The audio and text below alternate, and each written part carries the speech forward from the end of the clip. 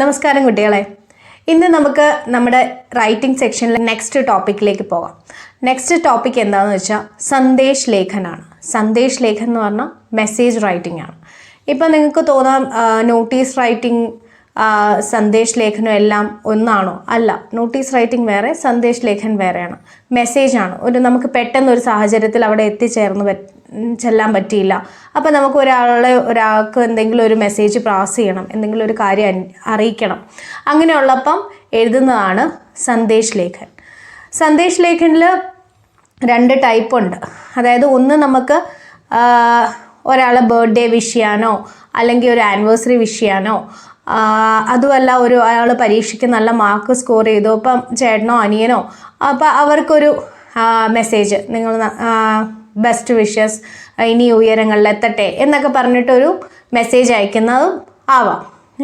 അതല്ലാതെ വേറൊരു type of message Sandesh ലേഖൻ ഏതാണെന്ന് നമ്മളോട് ചോദിക്കാറുള്ള വേറൊരു ടോപ്പിക്ക് എന്താണ്? ശോക് സന്ദേശമാണ്. ശോക് സന്ദേശം എന്ന് പറഞ്ഞാൽ എന്തെങ്കിലും ദുഃഖ വാർത്ത, എന്തെങ്കിലും ദുഃഖം നിറഞ്ഞ വാർത്ത നമുക്ക് ആരെങ്കിലും അറിയിക്കണം. ഇപ്പം ആരുടെയെങ്കിലും മരണമാവട്ടെ, അങ്ങനെയുള്ള കാര്യങ്ങൾ അറിയിക്കണം. ഇപ്പം നമ്മൾ ഓരോരുത്തരെയും വിളിച്ച് പറയാനോ അങ്ങനെയൊന്നും പറ്റിയില്ല, അല്ലെങ്കിൽ ചെന്ന് പറയാനോ പറ്റാത്ത സാഹചര്യത്തിൽ നമ്മൾ മെസ്സേജ് അയക്കുകയാണ്. അങ്ങനെയുള്ളതിനെയാണ് ശോക് സന്ദേശം, സങ്കടപരമായ ഒരു സന്ദേശം. അങ്ങനെ 2 രീതിയിലാണ് സന്ദേശം ചോദിക്കാറുള്ളത്. അപ്പം നമ്മുടെ CBSE സ്റ്റുഡൻസിനാണ് കൂടുതലും, 10th സ്റ്റാൻഡേർഡിലെ സ്റ്റുഡൻസിനാണ് കൂടുതലായിട്ട് ഈ ഒരു ടോപ്പിക്ക് വരാറ്. അപ്പം നമുക്ക് നോക്കാം. നമ്മൾ എല്ലാത്തിൻ്റെയും ഫോർമാറ്റിലാണ് ആദ്യം തുടങ്ങുന്നത്. അതുപോലെ തന്നെ ഈ ഒരു സന്ദേശ് ലേഖനിലും മെസ്സേജ് റൈറ്റിങ്ങിനും ഒരു ഫോർമാറ്റ് ഉണ്ട്. ഓക്കെ, നമ്മൾ ആദ്യം തന്നെ എല്ലാത്തിലും പറയുന്ന പോലെ നീറ്റ് ആൻഡ് ക്ലീൻ ആയിട്ട് വേണമല്ലോ എഴുതാൻ. അപ്പോൾ അതിനു വേണ്ടി ഫസ്റ്റ് ഓഫ് ഓൾ ഒരു ബോക്സ് വരയ്ക്കുക, ഒരു കോളം വരയ്ക്കുക. അതിൻ്റെ ഏറ്റവും ടോപ്പിൽ സന്ദേശ് എന്ന് നമ്മൾ എഴുതണം. ഓക്കെ, സന്ദേശ് ലേഖനാണ്. അപ്പോൾ ആ കോളം വരച്ച കോളത്തിൻ്റെ അകത്ത് എന്ത് എഴുതണം? സന്ദേശ്, മെസ്സേജാണ് എന്നുള്ളത് എഴുതിയിട്ട് അതിൻ്റെ തൊട്ട് താഴെ ലെഫ്റ്റ് സൈഡിലാണ് തൊട്ട് താഴെ ആദ്യം നമ്മൾ എഴുതേണ്ടത് എന്നാണ്, നമ്മൾ ഏത് ഡേറ്റിലാണോ ഈ സന്ദേശം അല്ലെങ്കിൽ ഈ മെസ്സേജ് എഴുതുന്നത് ആ ഡേറ്റ് എഴുതാം. ദിനാങ്ക്, ഡേറ്റ് എഴുതുക. അതിൻ്റെ തൊട്ട് താഴെ നമ്മൾ ഏത് സമയത്താണോ ഈ സന്ദേശം എഴുതുന്നത്, ഈ മെസ്സേജ് നമ്മൾ എഴുതുന്ന ടൈമിങ്, അതിപ്പം ഏത് ടൈമിങ് നമ്മൾ എഴുതുന്ന ഏത് സമയത്താണോ ആ സമയം എഴുതണം. എന്നിട്ട് നമ്മുടെ ക്വസ്റ്റ്യൻ പേപ്പറിൽ എന്തിനെ റിലേറ്റ് ചെയ്താണോ വിഷയം, ആ വിഷയം സന്ദേശ് ലേഖൻ, ആ സന്ദേശം നമ്മൾ ജസ്റ്റ് അതിൻ്റെ ബോഡി അത് പറയുന്നതാണ്. സന്ദേശ് ലേഖനിൽ വേർഡ് ലിമിറ്റ് ഉണ്ട്. 30 to 40 വേർഡ്സിൻ്റെ ഇടയ്ക്കാണ് നമ്മൾ സന്ദേശ് ലേഖൻ എഴുതുക. ഓക്കെ, അതിനെ നമ്മൾ ഈ പറഞ്ഞ പോലെ വിജ്ഞാപന ലേഖനിലൊക്കെ പറഞ്ഞ പോലെ അട്രാക്റ്റീവ് ആക്കാൻ വേണ്ടി നമുക്ക് സ്ലോഗൻസ്, അതുപോലെ ഏതെങ്കിലും കവിതയുടെ ലൈൻസ്, അങ്ങനെയുള്ളതൊക്കെ നമുക്ക് ആഡ് ചെയ്യാൻ പറ്റും. എന്നിട്ട് ലാസ്റ്റ് ആരാണോ ഈ സന്ദേശം എഴുതുന്നത് ആ ആളുടെ പേരെഴുതുക, നാം. നമ്മൾ ആ സന്ദേശം എഴുതുന്നെങ്കിൽ നമ്മുടെ നെയിം ആ ലെഫ്റ്റ് സൈഡിൽ തീരുന്നിടത്ത് എഴുതാം. ഓക്കെ, ഇത്രയാണ് നമ്മുടെ സന്ദേശ് ലേഖൻ എഴുതേണ്ട രീതി. ഇപ്പം ഞാൻ ഒരു ബർത്ത്ഡേ വിഷസ് ആണെന്ന് വയ്ക്കാം.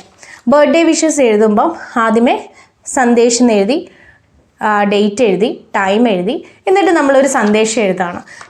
അതായത് എൻ്റെ അനിയന് എൻ്റെ ബർത്ത്ഡേ ആണ്, അപ്പോൾ അവനെ ബർത്ത്ഡേ വിഷസ് അറിയിച്ചുകൊണ്ട് എഴുതുന്ന ഒരു സന്ദേശമാണെന്ന് വയ്ക്കുക. അപ്പോൾ എങ്ങനെ എഴുതും? പ്രിയ ഛോട്ടെ ഭായി, ആപ്കു ആപ്കി ജന്മദിൻ पर हार्दिक शुभकामनाएं. आपको आपके जन्मदिन पर हार्दिक शुभकामनाएं.